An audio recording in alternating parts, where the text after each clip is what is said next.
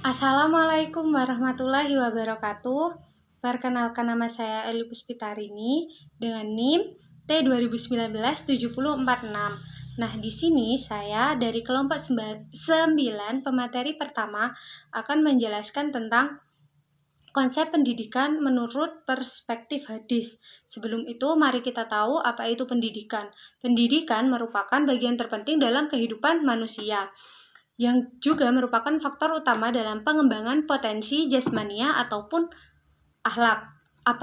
Apalagi jika pendidikan itu dihubungkan dengan pelaksanaan tanggung jawab manusia sebagai khalifah Allah Subhanahu wa Ta'ala. Jika kita berbicara tentang konsep pendidikan, kita tidak akan jauh dari kata hakikat pendidikan. Hakikat pendidikan sendiri adalah usaha sadar dan sistematis yang dilakukan oleh pemegang tanggung jawab pendidikan di lingkungan keluarga, di lingkungan sekolah, ataupun lingkungan tempat mereka tumbuh dan berkembang. Tujuannya apa semua itu? Yaitu untuk mengembangkan potensi yang ada pada manusia berdasarkan nilai-nilai Islam. Nah, di sini ada hadis tentang hakikat pendidikan itu sendiri, konsep pendidikan ini yang berbunyi almar'u ala dzini khalilih falyanzuru ahadukum may yukhalilu. Artinya itu seperti ini. Seorang itu berada di atas agama temannya, maka hendaklah setiap orang melihat siapa yang dia jadikan teman. Itu merupakan hadis riwayat Ahmad dan Abu Daud, dinyatakan hasan oleh Al-Imam Al-Albani dari silsilah Al-Hadis As-Shahih nomor 127. Nah, untuk hadis yang kedua yaitu kullu mauludi yuladu 'alal fitrah fa abarahu yuhawidhani au yunassirani au yumajjisani. Artinya itu gini, setiap bayi dilahirkan dalam keadaan fitrah, maka bapaknya lah yang membuatnya menjadi Yahudi atau Nasrani ataupun Majusi.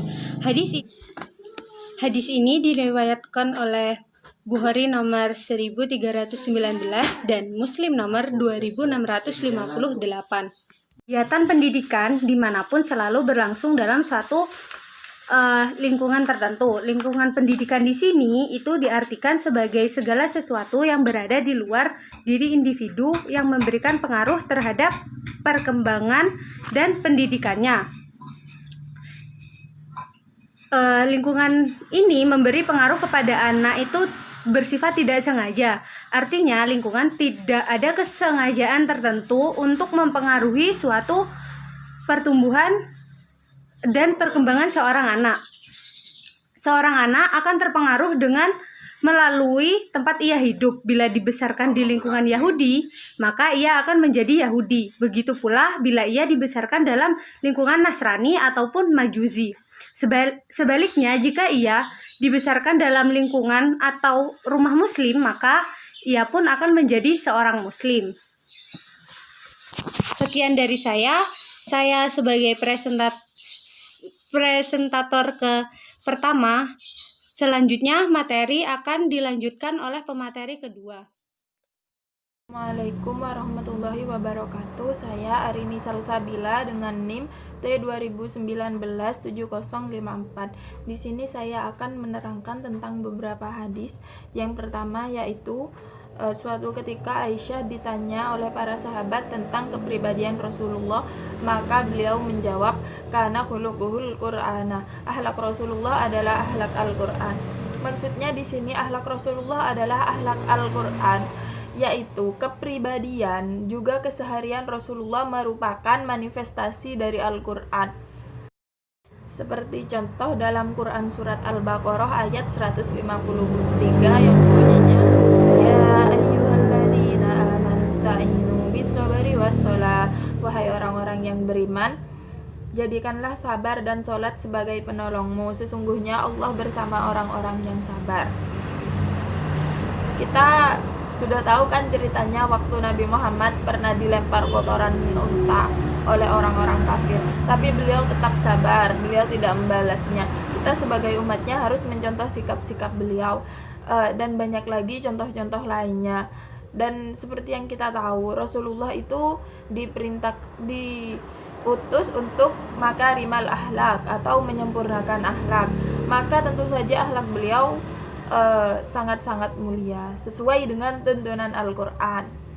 Kedua yaitu sebuah hadis yang berbunyi qala Rasulullah sallallahu alaihi wasallam unzilun nasa manazilahum, yang artinya posisikanlah manusia kepada posisinya. Hadis ini diriwayatkan oleh Abu Daud dalam sunannya nomor 4842 dari hadis Ummul Mukminin Aisyah radhiyallahu anha. Namun sayang sekali hadis ini dhaif, kata Abu Daud sendiri. Maimun ibnu Abi Syuaib yang membawakan hadis ini dari Aisyah radhiyallahu anha tidak pernah bertemu dengan Aisyah, jadi hadis ini dhaif. Meskipun begitu, hadis ini memiliki pesan yang sangat baik sehingga sering dikutip oleh orang-orang. Hadis ini menekankan pada penempatan posisi seseorang sesuai proporsinya, yang artinya adalah memperlakukan seseorang dengan baik, sesuai dengan apa yang semestinya. Dengan demikian kita akan terhindar dari sifat zalim, karena memperlakukan seseorang dengan keliru atau dengan melanggar hak-hak yang ada pada dirinya. Sekian dari saya. Wassalamualaikum warahmatullahi wabarakatuh.